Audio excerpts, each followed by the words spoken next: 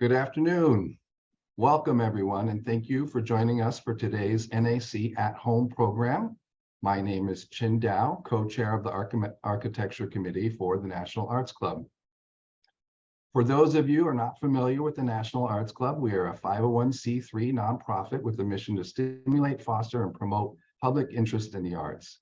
Annually, the club offers more than 150 free programs to the public, including exhibitions, theatrical and musical performances, lectures, and readings. For more information about the National Arts Club, you can visit us at nationalartsclub.org or find us on Facebook, Instagram, and YouTube. This is the 5th program in our series with the Council for Canadian-American Relations, Cross-Border Currents, conversations that explore artists and their work based on cultural events, collaborations, and exchanges in and between Canada and the United States. The Council for Canadian-American Relations is also a 501c3 nonprofit based in New York City. CCAR facilitates cross-border friendship and impact through the arts by United States. To learn more, please visit ccar-nyc.org or find the council on Instagram. Our program partners are the Embassy of Canada, the Consulate General of Canada in New York, the U.S. Consulate General Toronto, Diamond Schmitt Architects, and Todd Williams, Billie and Billie Tsien Partners Architects. All right, and now to introduce our panelists. Gary McCluskie is a principal at Diamond Schmitt Architects. His work contributes to the global culture by combining creativity, consultation, and a commitment to design excellence and sustainability. Notable projects include the Four Seasons Center for the Performing Arts in Toronto, La Maison, and the Symphony de Montreal, not to mention Geffen Hall, this project. Billie Tsien is a founding partner of Todd Williams Billie Tsien Architects Partners. Since 1986, their practice has been committed to reflecting the values of nonprofit, cultural, and academic institutions towards architecture of enduring vision. Notable commissions include the Barnes Foundation in Philadelphia, the U.S. Embassy in Mexico City, and the Obama Presidential Center. Paul Goldberger has been named the leading figure in architecture criticism by the Huffington Post. He began his career at the New York Times, where in 1984, his architecture criticism was awarded Pulitzer Prize for Distinguished Criticism, the highest award in journalism. From 1997 to 2011, he served as the architecture critic for the New Yorker. Paul has been Dean of Parsons School of Design, where he holds the Joseph Urban Chair in Design and Architecture, and is currently a contributing editor at Vanity Fair. Thank you all very much for being on today. We're very honored to have you. Next month, please join us live at the National Arts Club Grand Gallery for legendary architect Bill Pedersen, founder of KPF, presenting Gesture and Response on June 15th at 7:30 p.m. With all that said, on behalf of the President, Board of Governors, and the Architecture Committee, it is my pleasure to welcome you to today's event, Designing Collaboration. Without further ado, please take it away. Thank you so much, Tsien. I'm delighted to be here and very happy that Billie and Gary are here to talk about David Geffen Hall and their collaboration. I'll just say a word or two to begin the conversation, and then they will follow up with a few images of the hall, and then we'll go back to talking together. It's a long and complicated history that, unlike many long and complicated histories, has a very happy ending. Geffen Hall was originally known as Philharmonic Hall. It was the very first building of Lincoln Center to open in 1962. The original design by Max Abramowitz was admired as a piece of architecture, but turned out to be something of an acoustical disaster, which led to many, many rebuildings over the years, including one complete reconstruction in 1976. It still didn't quite work. And over the years, as the building, which later was named Avery Fisher Hall, was continued to be more or less the problem child of Lincoln Center. As the rest of Lincoln Center was updated and renovated, it just stayed the same, more and more problematic. Then came a pledge of $100 million from the philanthropist David Geffen to try one more time to see if this problematic concert hall could be fixed. This time it worked, although there too were a couple of false starts even in this last chapter. But when Diamond and Schmitt, based in Toronto, joined the team in 2015, there was one attempt in partnership with Thomas Heatherwick that did not succeed. And then a second one in which in 2018, the very end of 2018, Diamond and Schmitt were paired with Todd Williams, Billie, Tsien, and associates based here in New York. That's the one that turned out to be golden. It has yielded a very beautiful and acoustically successful hall that now I think we can say proudly bears the name of David Geffen. With that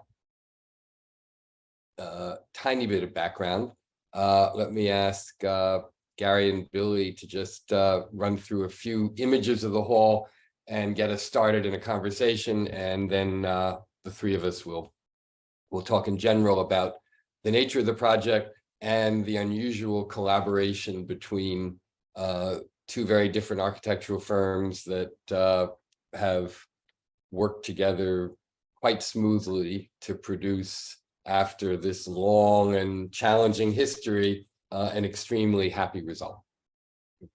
Gary, do you want to start? Sure thing. Thanks. I think Greg's going to share the images and Bill and I will both sort of speak to them.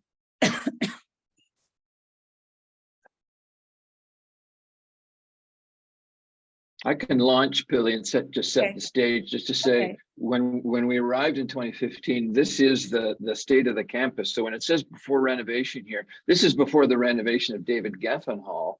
However, it's after a very comprehensive renovation of the campus itself by Diller Scofidio. During which, as I said, the David Geffen Hall was kind of left alone, thereby looking even more like a failure amid the improved buildings surrounding it. So if we go to the next image, this is the result after the renovation. So we were tasked with dealing with all the public spaces. And so none of us, neither Diamond Schmitt nor we, touched the outside, because although it's not landmarked, I think it is much beloved. And so that was not part of our mandate. Next. It was, by the way, I think perhaps if I may interject here quickly, Billie, it's worth mentioning that over the years, there were other schemes to tear the entire building down and start all over again. One by Norman Foster, one by Arata Isazaki and Richard Meyer. So none of those actually gained traction. And it became increasingly clear that for a combination of budgetary reasons and genuine respect and affection for the exterior, that it was wiser to see if the problems with this hall could be solved while retaining the original exterior. And that is, in fact, what's happened. I think that's really important, because in many ways, I think that is going to be the progression of the development of architecture, where we really try to rethink how to use existing buildings rather than simply tearing down and starting anew. Right. So this is a reinvention of the personality, I think, of David Geffen. So if we go to the next image, those of you who have any experience with the old David Geffen might remember how charmless this area was. There was no place to sit down. The lighting was terrible. There were ticket booths, and you really felt as if you were getting ready to go either to see your insurance broker or possibly to board an airplane, but you didn't feel as in any way joyous about going to see a concert.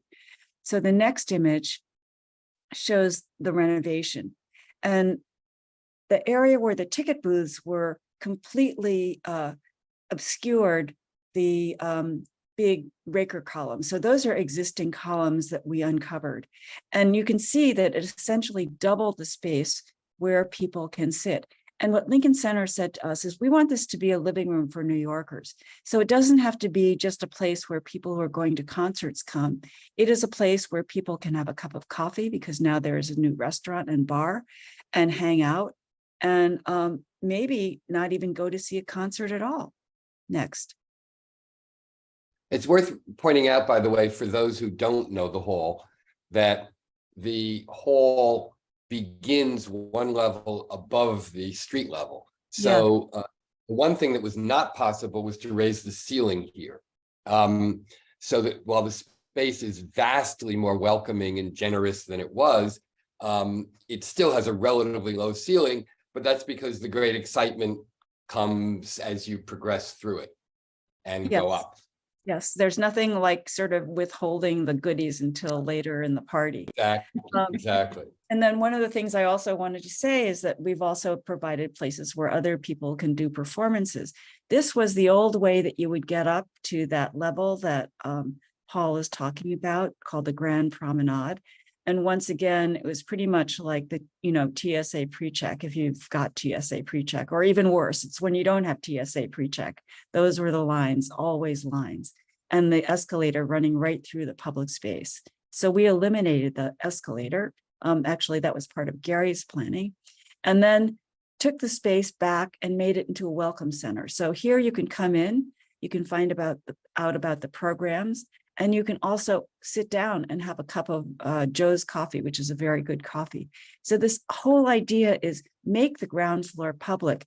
And it used to be much more private, chock full of offices with beige curtains covering them. So it's saying to everybody, come in, sit down, enjoy yourself. Next. These are the stairs from the Grand Promenade to the next tier up. And once again, they're pretty dour and kind of institutional in a bad way. So the next image shows those stairs redone. There's a set of escalators, the escalators that have been moved to the side, new stairs, and actually a new balcony that's been hung so that you can overlook the Grand Promenade. And the Grand Promenade itself, the ceiling has been dropped because we start to put offices and support spaces upstairs in order to free the downstairs. Next. So this is the long hallway as you would see it if you were going to go out to the terrace. It just felt very, very bleak, and the upper level tiers looking down into that long space, the proportions were very, very tall and uncomfortable. Next. And this is what happened after the transformation. So glamour, I think, is something that we wanted to talk about, bring back, make people feel as if this is a glamorous evening, no matter what time, what kind of music you are going to. So the Grand Promenade lower level has a number of bars, and the tiers, actually the wall around the performance space is decorated with this pattern of roses falling from the sky. And that's echoed again in the light fixtures that we designed, which are actually hiding the cables, which hold up the two new overlooks, the promontories that look over the Grand Promenade space. So it is about seeing other people, being seen, and really just enjoying yourself and feeling as if you're at a special night out, not going to a dentist appointment. Next. And I think we're going to move into the performance space now, but here you can see the doors, everything's been bronzed, and the petals falling past you. And we wanted to usher you into this experience and make you very excited to be there. Next. So yeah, I'll take over and just, now that we've walked through the door, but before we show you the new hall, take a step back in time. So Paul mentioned 1962-63, the original hall opened, Max Abramovitz, Leo Baranek, the acoustician. And although it clearly did not succeed from an acoustic point of view, there's a wonderful character of architecture in this space. And I think that mid-century modern character, I think, was a touch point and a bit of a conversation. Billie's office, our office, as we're working on the design, we were always conscious that Max Abramovitz was at the table as well, as another collaborator, whether it's the Raker columns that Billie showed in the lower level lobby, or you'll see some memories of this character of the original 1962 room. When we came back to the bones of the hall, we were able to think about. So the next slide shows just some of the immediate transformations that were attempted in the years 63, 64, even by 1970. Here you can see that the stage spaces have been very much opened up. Still didn't achieve the full character of the sound. And sort of very famously, the musicians on stage, the music was so loud that sometimes they actually had to wear earplugs so they weren't overwhelming themselves. Can't be a great recipe for success for the musicians themselves. Next slide shows us the renovation, quite comprehensive renovation that was undertaken by Philip Johnson in the mid-70s, and which really, again, I think improved the character of the room, did offer improvements to the acoustics of the space.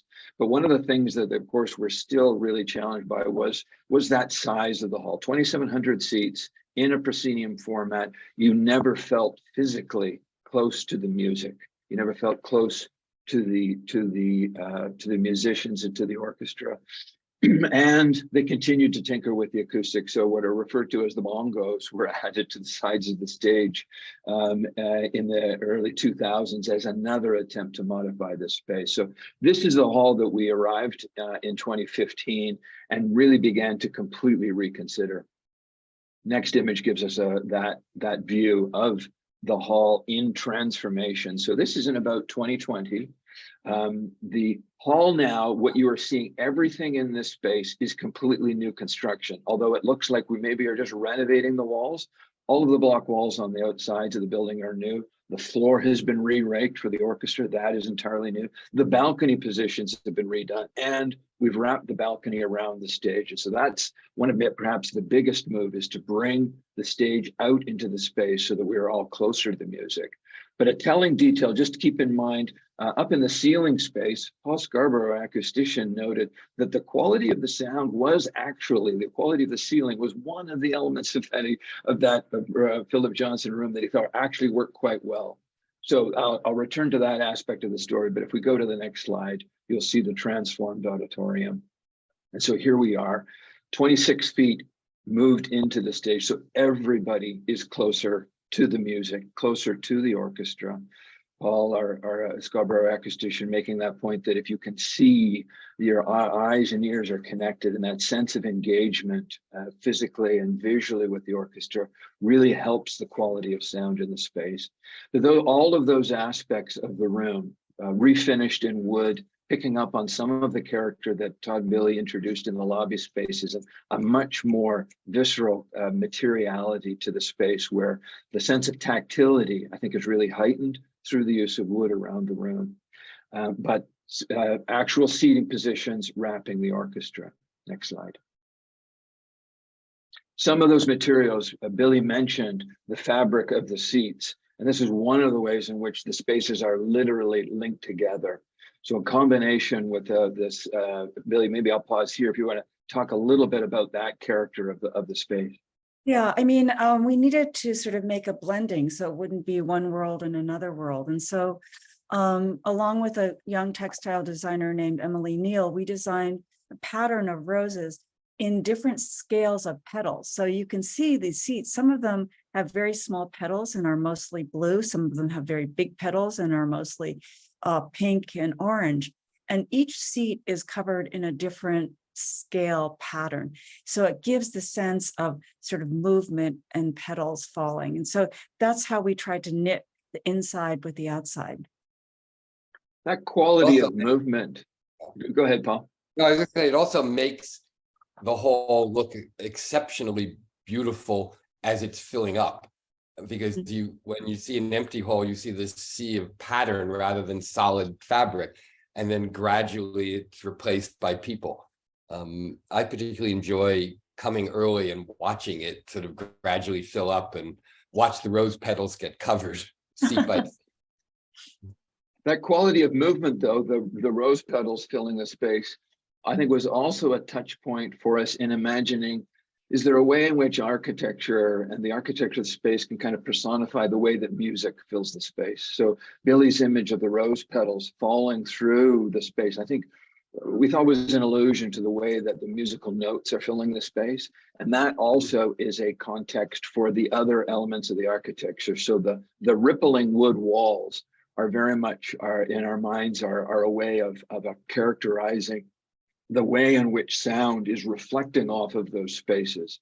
The character of the balcony arms themselves and the way they wrap around the space. I think we're hoping that's helping lead the sound to creating a surrounding quality to you when you're in the room.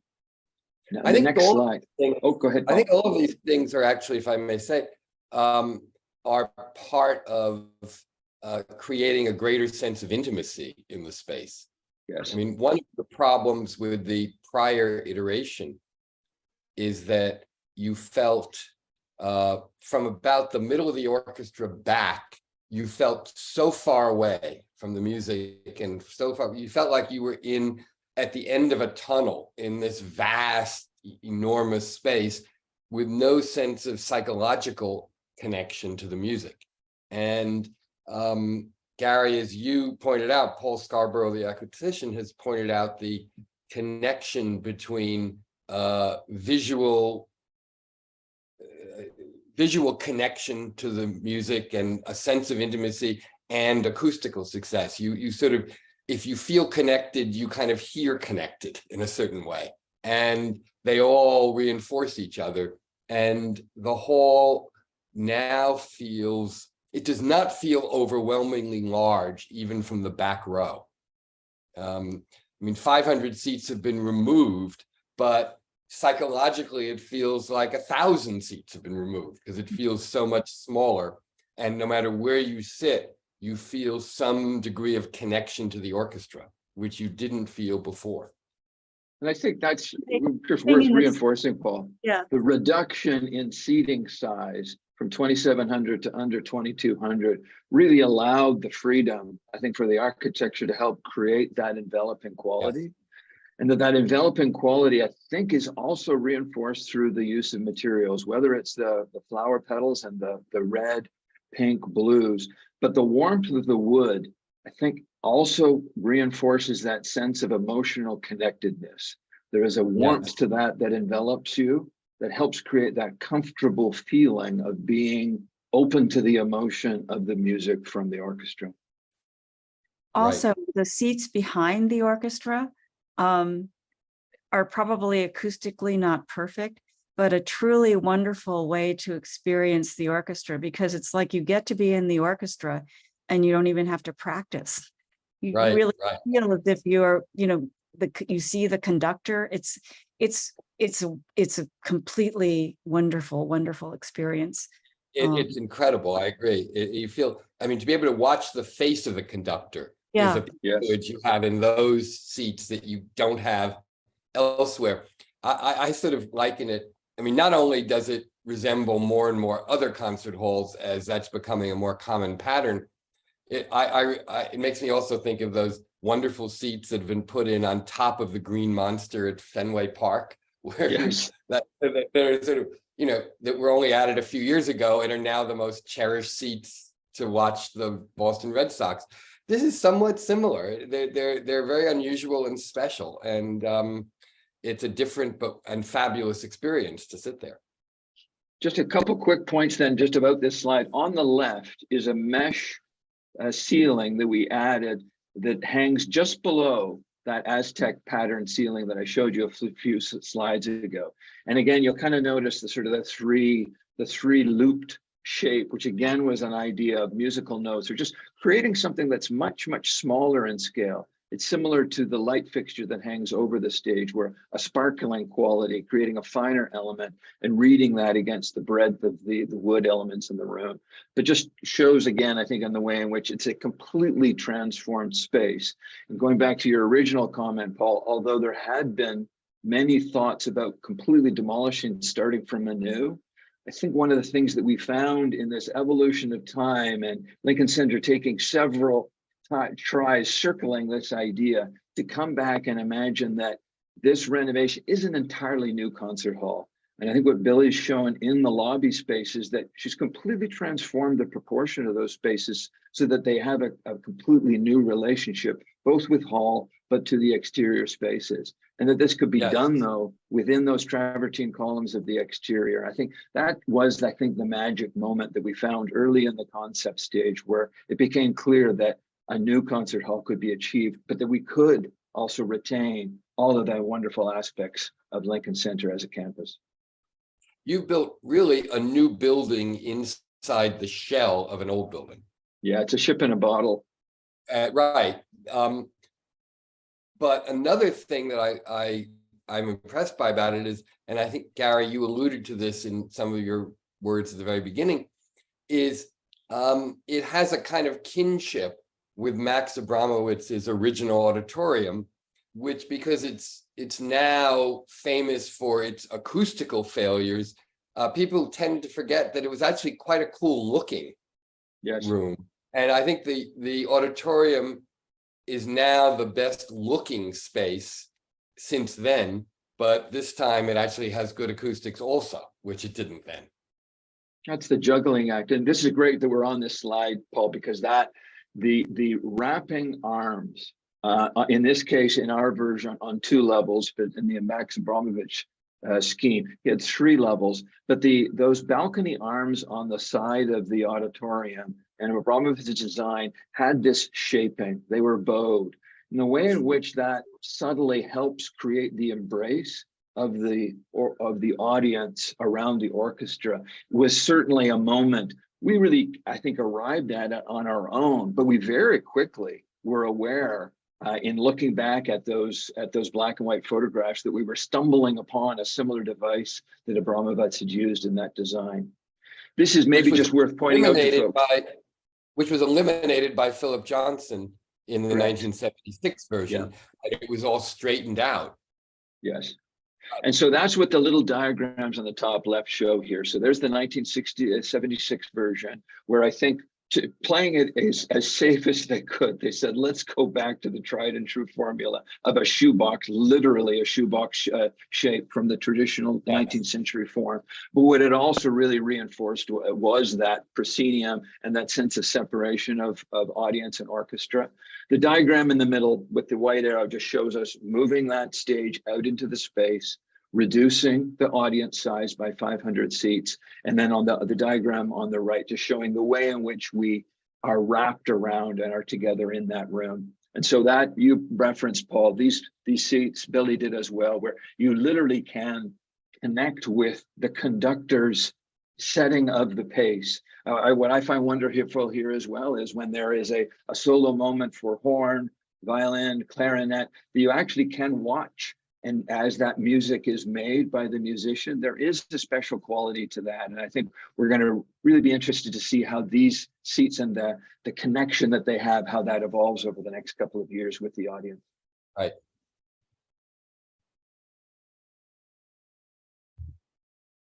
And I think we're just stepping back out to the outside to see the overall. Interesting linking moment, if I can, Billie. The frieze of light that you created at the top level from the exterior of the room. Folks may have noticed that we have a similar device at the top of the concert hall interior as well, where there's the ability to shift that color. Yeah, so in these slides, we've actually been experimenting with a similar color of blue and how that kind of creates a sense of identity in this space. is very much present on the outside of the building in the way that that new lighting element creates. It's amazing, right? The way in which an interior element can create an exterior character because the building is so transparent.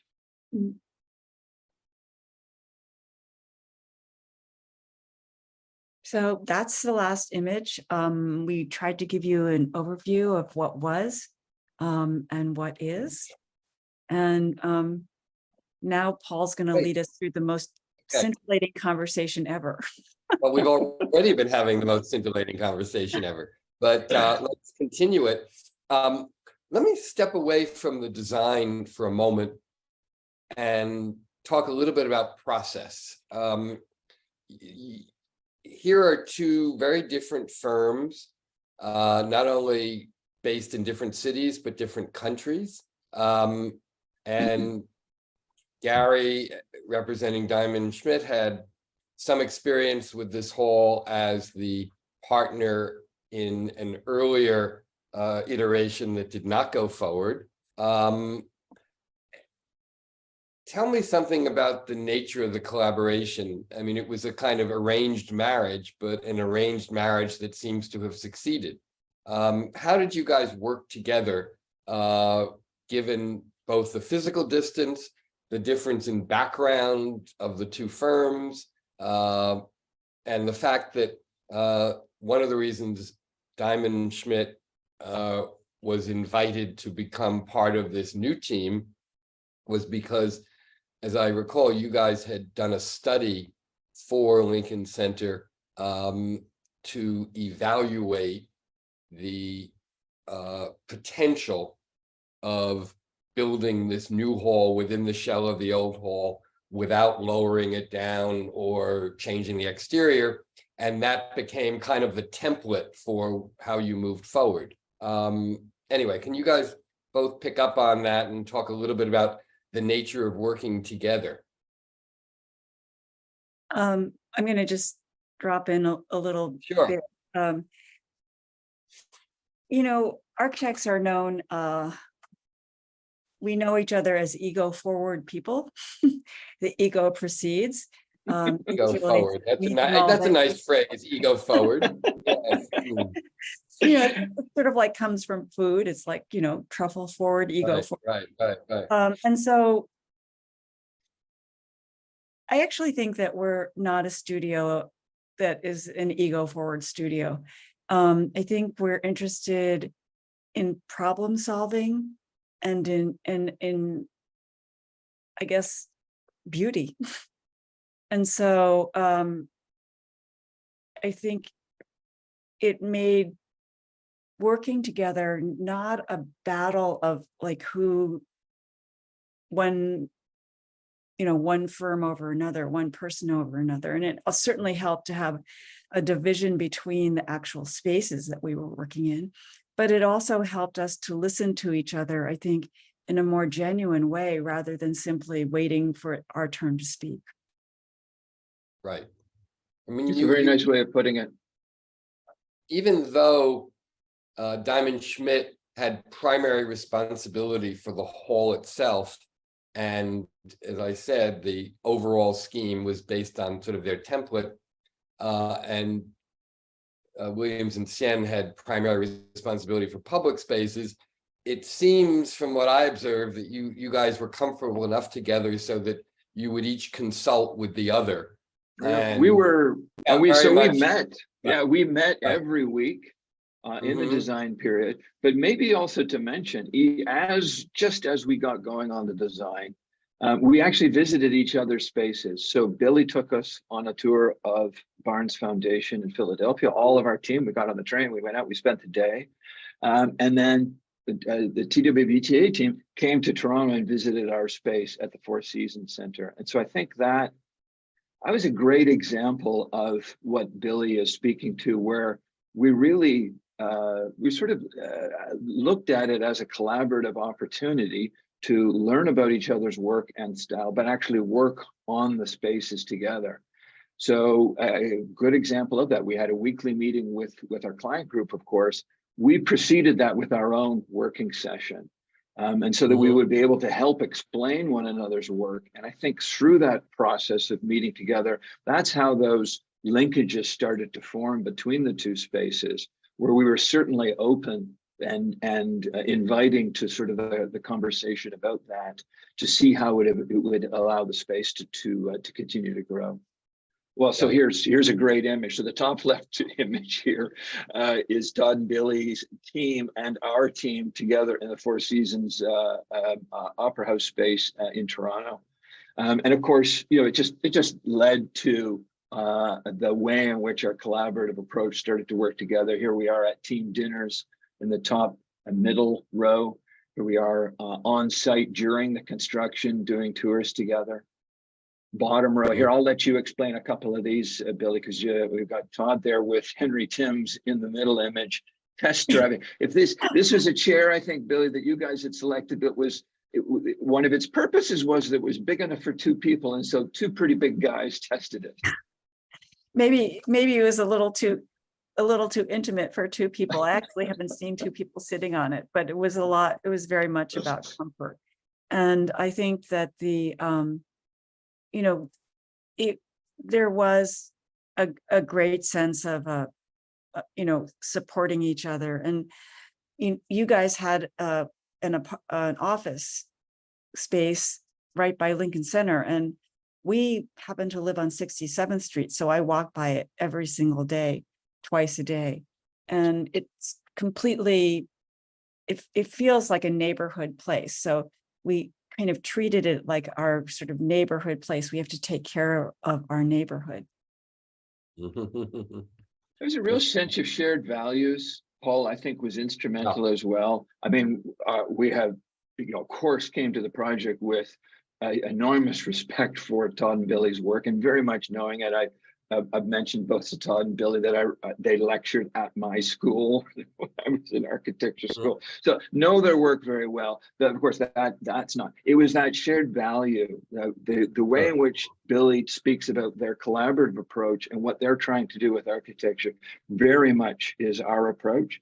And I'll give another example of that. They are a team that remains part of the project all the way through construction phase, as we do. Right. And we really see the construction as a continuation of design phase, that there is so much about great buildings that of course happens in construction, but that fine tuning of design that happens as it is built, the way in which they approach design as both design and construction as this enormous enterprise, yet it is still craft. It's still a craft at its heart. It is built by people. Yes. And the way that we as designers can participate in that craft element, I think, is a hallmark of their architecture. And it's something that we very much share as well. I think of both of your firms also as firms that do not come into a project believing you know all the answers, but see the process of design as a process of learning from each other, but also learning from the project itself as it begins to take shape, as opposed to those architects, and we don't need to name names, but those architects who believe that they have a brilliant solution and that the process of moving forward is a process of safeguarding the brilliance of their solution from any possible tampering. I think that's a very important point. It takes a special client to feel comfortable with that, because there are many, many clients who want the answer, who want, it's going to be this and it's going to be great. And I think the leadership, Deborah Borda, Catherine Farley, and Henry Timms wanted it to be a collaboration, because they wanted to create a new vision. So, and that new vision, we all had to think about what that new vision was. So it wouldn't have happened without their quite courageous leadership, because they did decide to, rather than have partial seasons, just close the whole thing, do it in one fell swoop. And that's scary. It was scary to do that during COVID, but it benefited us, except that we were all grinding ourselves to the bone, because the schedule was much, much faster. That actually, Billie, I'm glad you mentioned that, because it was going to be my next question, which is that while we're still on the subject of collaboration and working together, when the design first came, when the team was first put together and the design was beginning to evolve, the schedule was a very complicated schedule was set that presumed an opening in 2024, a partial redo. The orchestra moves back in for a while, then moves back out for it to be finished. It was enormously complicated and prolonged, but designed to minimize the amount of time the orchestra was absent from the hall. When COVID came and the hall had to be closed anyway, one thing that has impressed me a lot was that Lincoln Center had the courage to say, okay, I guess it was a kind of, if you have lemons, make lemonade view of it. In other words, we have this problem. How can we turn it to our benefit? Can we accelerate this and just do the whole thing now and start? And that's in fact what they did. But obviously that put a great deal of pressure on all of you. But Yeah. I think it is a great point to touch on. And the way, Billie, as you referenced, the client team was a collaboration. Lincoln Center and the Philharmonic as the orchestra that plays in the space, Lincoln Center as the owner of the building. But they had formed a very strong partnership at that concept phase. And I think really kind of led by example when they were putting together the team of experts, whether it's Paul Scarborough, acoustician, Josh Daxon, theater design, 2x4, your amazing graphics and orientation, the way in which all of those elements. But as they came to this idea of the architect team, I think the way in which they had formed this collective conversation as the leaders of the project, I think they brought that same ethos as they formed us as an architect team. That mentioning of the pandemic, it was within 6 weeks. They got us together and said, we have this idea. It's clear we're going to be closed for an entire season. We see this opportunity to take advantage of it. Can you do all of your work a year early? And I think sometimes the pressure of achieving that, by then we'd had a year of working together with Todd and Billie. And so we really were able to just focus our efforts and use all of the techniques that now here we are today using virtual technology. We were able to really build on that, but bring that attitude about how we could work collectively towards this really very, very important goal. Right, great. Let me just, we're within our last few minutes and we want to open it up to questions in a moment. Let me ask you guys one more question from my standpoint. The Grand Promenade has been rethought now as a broader space in front of the auditorium in which events can occur, perhaps other performances and so forth. And it's larger, more flexible, and quite beautiful with the rose petal pattern on the on its north wall. But that did also bring about a reconfiguration that is one of the only things that as I recall, that attracted a certain amount of public question or was challenged, which was the removal of the Richard Lippold sculpture.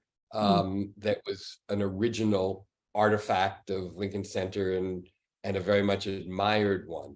Can you talk to that for a moment about the thinking about why that was removed and how the new space works and so forth?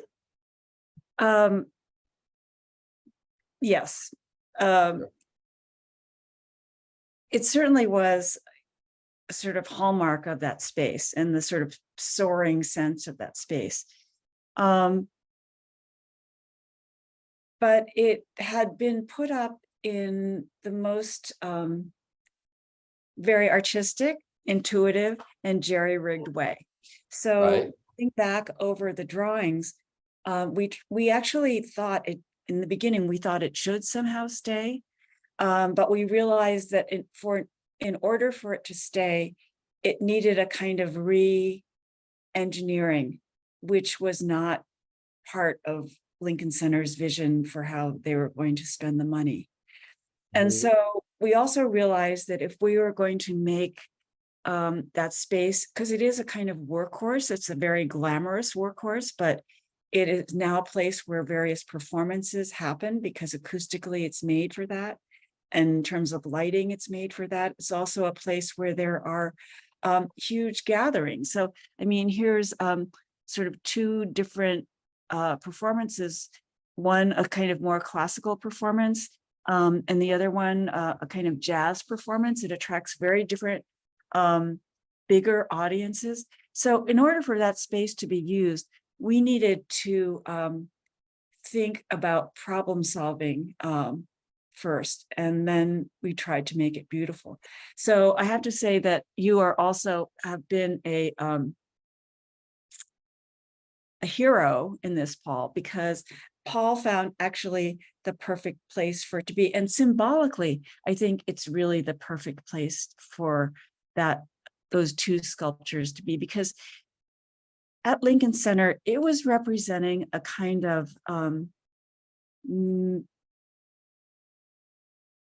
a sort of aspiration that in a certain way was inhuman and left the human scale behind, because the space was so tall and these pieces were so soaring.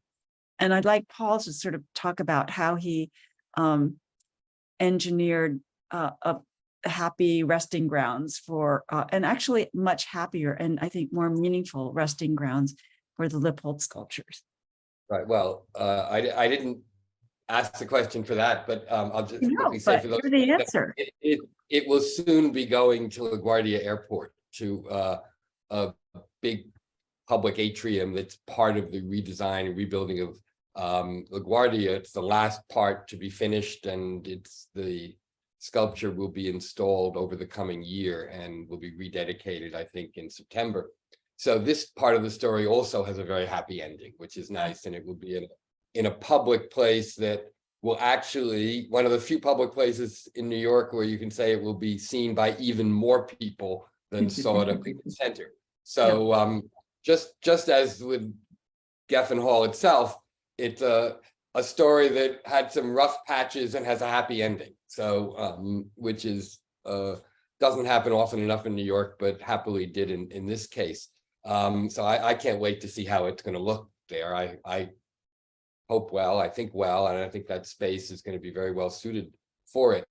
Why don't we move on? We have a lot of questions. I don't think we'll even have time to get to all of them, but we will try to get to as many of them as we can. Tsien, are you going to monitor the questions? Yes, I will. Okay, Thank you. Why don't we turn to those right now so we can get a few of them in? Sounds great. I'm going to try to consolidate some of them. There's been a lot of great questions. One is about collaboration, but I wanted to sort of extend it a little bit to talk about, the big problem in the hall was the acoustics, right? So as architects, how do you sort of deal with the aesthetic problem of, okay, where do I sort of stop the acoustician from designing the aesthetics? Where's the sort of line there? Can either one can answer that. I think it's sort of I'm happy to start. And if I can ask Greg, if you pull up one of the images of the hall, we can sort of speak to that. But just as we're speak to it directly, there is no stop. That everything in the room is both designed by the acoustician and the architect. As a matter of fact, it's also designed by the theater planners. Josh and his team, of course, essential for clarity of sight lines and all of the technical equipment, which there is enormous capability in the room. I think, as with the strength of the collaboration that Billie and our teams had together, we had an equally strong collaboration with Paul Scarborough. We refer to it as the three-legged stool because it's really a matter of all of us being intertwined in the design of the spaces. And just to give you literal examples of that, if you click back 2 slides, Greg, to actually look at the wall surfaces, before we start the design, we ask Paul what his recipe for the character of the space is. So I mentioned the rippling wood on the walls of the interior of the auditorium. The actual depth of that those reflective elements is something that Paul and his team has actually established for us. So we start off with Paul telling us he'd like 60% of the walls to be flat, essentially smooth. Yeah, so here in this slide, 60% of the wall is smooth, 20% of it he wants about a 2-inch undulation or reveal or a character. And for a certain portion of it, he actually wants quite a dramatic amount of shaping. And so, but how do we arrive at it, Tsien, is really takes about 6 or 8 months of trial and error, working with different architectural aesthetic solutions to that, and then Paul and his team commenting on it. So it's very much a back and forth process of needing to satisfy both of those elements in order to come up with a great character in the room. Great. Yeah, it's a scary thing where it seems like if you just let the acousticians run with it, you might get a proscenium or something that is absurd. Well, and I think if I can quote Paul Scarborough, Paul's comment when you say, how do you make what is a great concert hall? What are the ingredients? Great acoustics, yes. Great architecture, equally important. And then as important as those two is the orchestra and really a history of great performance in the space. And I think at the outset we talked about now as the Philharmonic comes back to this room, but it's an entirely new room, they are relearning their work as an orchestra in order to fill this space with sound, and they are creating great performances. Paul, you mentioned you're going to attend the Mahler performance this weekend, which so many people are so looking forward to. Just Absolutely. The way in which that sound and that composition will fill this room. I think it's also worth mentioning to that point that Paul Scarborough is a great lover and appreciator of architecture himself. Yes. I mean, he's an acoustician, not an architect, but he loves architecture as as an amateur lover of architecture. And I don't think he would have wanted to be a participant in a building that he didn't think was beautiful to look at.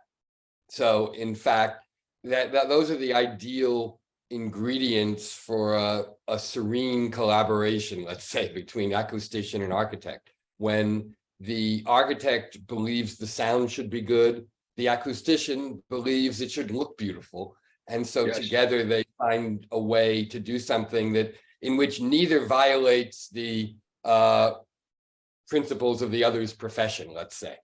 Yeah. Yeah. Great. Anyway. Thank you.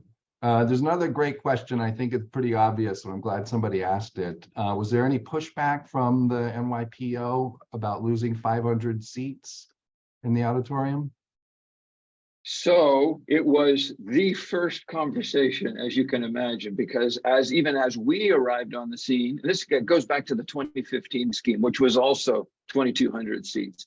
And Paul Scarborough, who, as we're clearly alluding to, was central to the success of the project. But Paul had already done that work with the orchestra to say, we're going to reduce size. And he provided the background.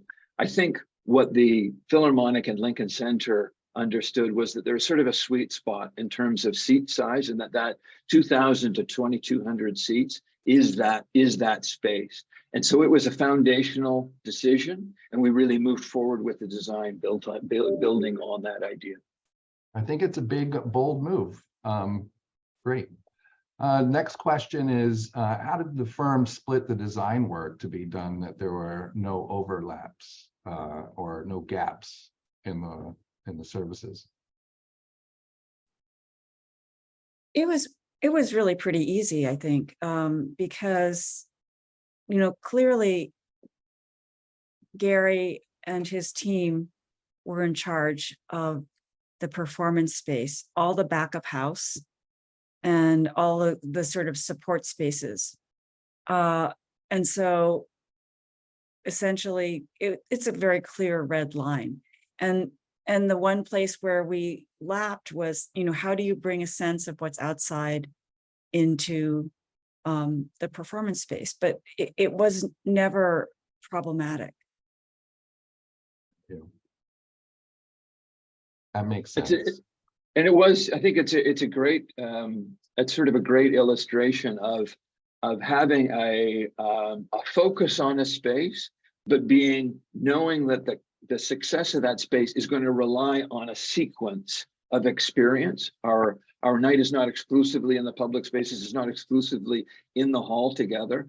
And so I think Billie and her team and our teams, we really understood that we were working on something that added up to a collective experience over the course of an evening or during the day, however we attend a performance. And so we were very open. Paul mentioned at the outset that Billie and Todd really approach a design exercise as something that they're going to learn from. And I think we do about that as well.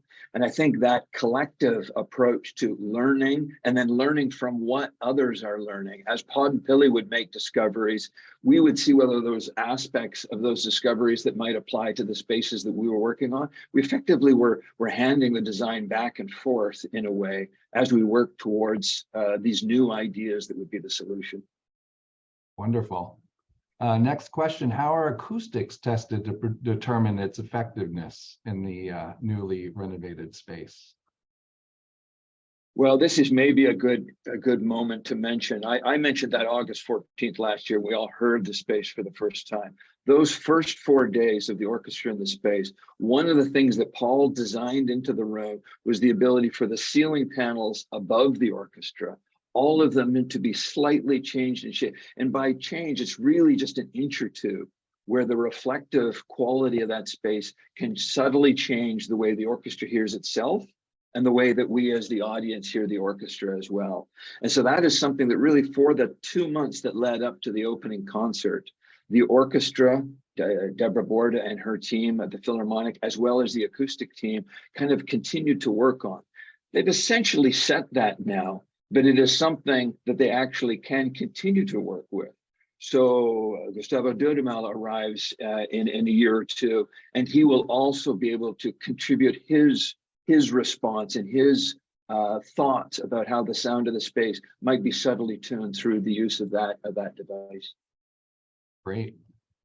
Can the stage be used for dance or other performances like organ performance, that sort of thing?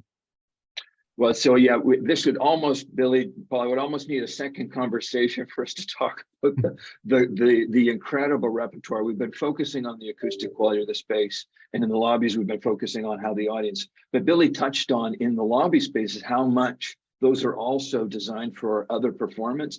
And that's true in the concert hall as well. So the number one goal was to create this remarkable acoustic, but a very close second was the ability to create great transformative spaces. So whether or not that's a film screen that is now built into the space, or the opening concert, which was a collaboration between a jazz ensemble and the Philharmonic, and actually used amplified music and a screen projection.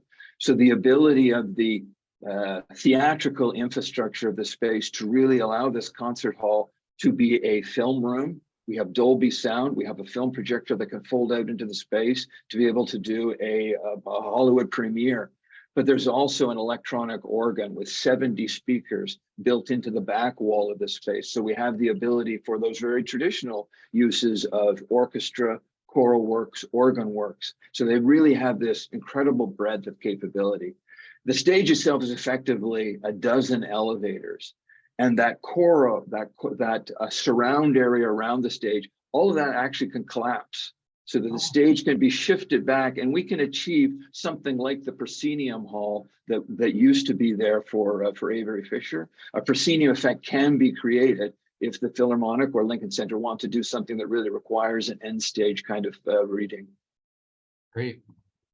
I could talk about this all day. But we do have to sort of limit the time. So I will ask this last question because I think it's interesting. It's simply, this is from Celeste, was David Geffen kept appraised of the plan or the design for the hall? Would you know? Paul, do you know? I presume so. Generally, if one has one's name on it, that presumes a certain degree of connection. I know that he was informed of the choice of architects when that was done, and was pleased. I think although Geffen is himself also a big architecture buff and has commissioned some significant works of architecture for his own use, I don't believe he was deeply involved with this, however. And my understanding was that he was as involved as he wanted to be. He did not try to or demand, and I don't think Lincoln Center would have in fact agreed to allowing him to actually dictate the design. I think he was informed of the major decisions that were being made and was in agreement with them, and then figured like he knew though that Lincoln Center and the Philharmonic were the clients, not him. He was a funder, which is not the same as the client. And I think Geffen is sophisticated enough to know the difference between those things, and appreciated being informed, but did not see it as his right to veto every design decision, which obviously is never a good idea in situations like this. Right. Probably worth mentioning though, Tsien, there's a famous photograph of David Geffen with Catherine Farley, who's the chair of the board of Lincoln Center, at the opening last November. And he attended that event and clearly very pleased with that. It was a wonderful performance. And I think really kind of gave his blessing to the result of all of this effort. It's a great note to end on though, because it really was his gift back in 2014-15 at the outset of this project that I think really kind of kickstarted it. And so just a remarkable initiative, and the way that it helped, I think, be this, if this project was maybe the last major block in this campus renewal that began almost 20 years ago, the way in which the philanthropy and city building is so much a part of this project and other projects, but how essential that is to this continued evolution of how we work with the arts and how the arts now are transformed through this space and create greater connections with the city of today. Yeah, I think, Gary, that's an especially important point, because I think one thing we haven't talked about is how every aspect of this project, but particularly the public spaces, are focused on connecting the hall more completely to the neighborhood. I mean, one of the things that Lincoln Center was correctly criticized for at the very beginning is not enough connection to the, it was a kind of an acropolis, a podium separate from the life of the city around it. It's now much more open to at least 3 of the 4 streets that surround it. And there's a gradual but very steady and committed opening up of the buildings and the center as a totality to its surroundings, and indeed a space like the one we're looking at now, in which concerts are simulcast. People can come in with no ticket purchase necessary, and just see it on that huge video screen. All of that is about encouraging the kind of connections that originally Lincoln Center was not built to encourage. So it's evolving in a very urbanistically sensitive way, I think, to become both the same and different from what it was. And in fact, I think another reason it's an important project is that it shows that one can preserve a lot of what one admires about a piece of architecture and change it at the same time. And that's what's been done here.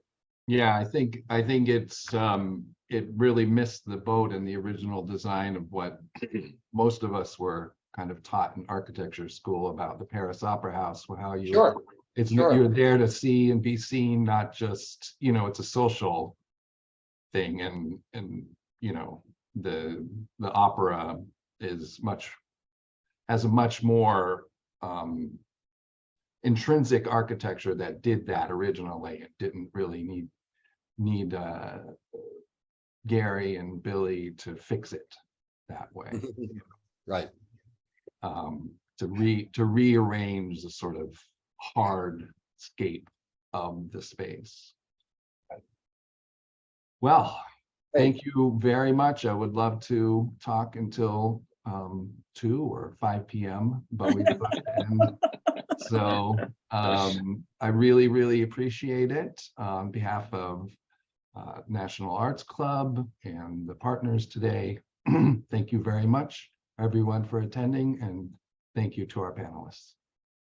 Thank Thank you, you. Chen. Pleasure. Thank you very much.